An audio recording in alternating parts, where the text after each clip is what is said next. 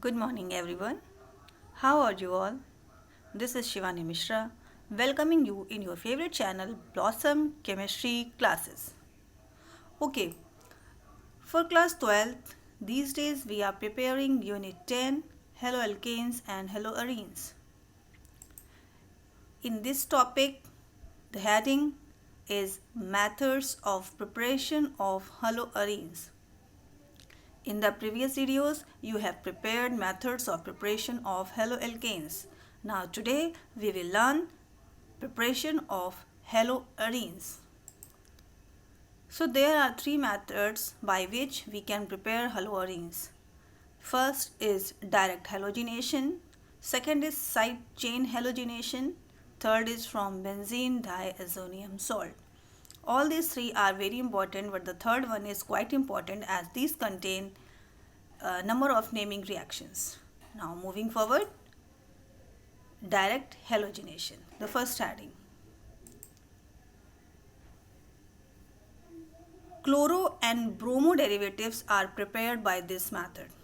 जो direct halogenation होता है, हेलोजिनेशन का मीन्स होता है addition of halogen in an, क्योंकि हम अरीन्स बना रहे हैं तो इन एन एरोमेटिक रिंग से बेंजीन, हम बेंजीन में किसी भी हेलोजन से रिएक्शन कराएंगे. After the reaction we will have haloarenes. This process is called halogenation. Direct का मतलब है कि हम डायरेक्टली रिंग पे अटैच करेंगे, क्योंकि ring also have hydrogen atoms.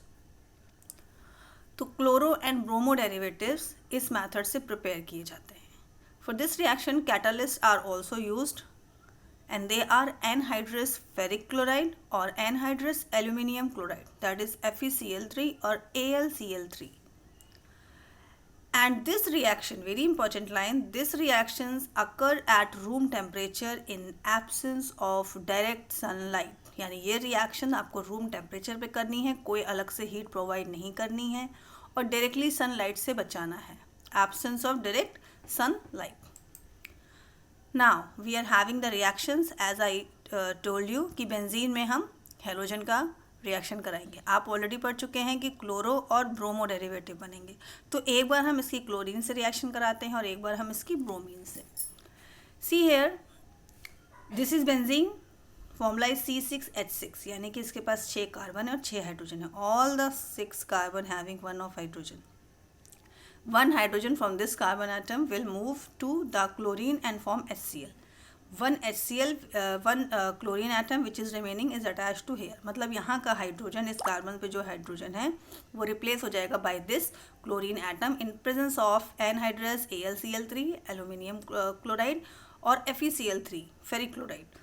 You will have chlorobenzene.